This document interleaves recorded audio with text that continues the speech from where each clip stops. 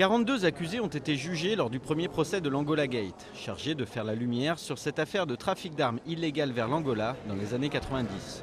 Une vingtaine de personnes ont fait appel. Les uns doivent répondre de participation à la vente d'armes, les autres d'avoir perçu des pots de vin.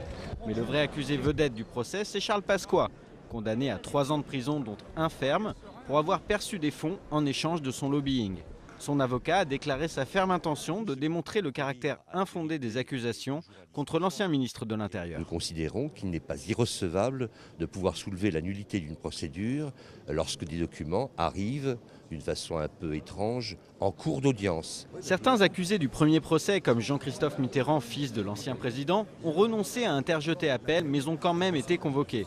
Reste le grand absent du procès qui est toujours le milliardaire Arkady Guedamac, sur lequel pèse un mandat d'arrêt international.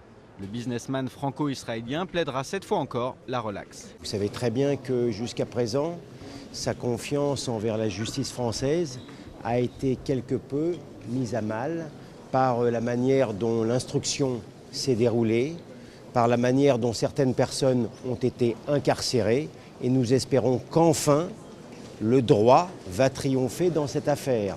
Guedamac avait été condamné avec l'homme d'affaires franco-angolais Pierre Falcon à 6 ans de prison pour commerce d'armes illicites. Falcon est le seul à avoir été écroué à l'issue du premier procès en octobre 2007.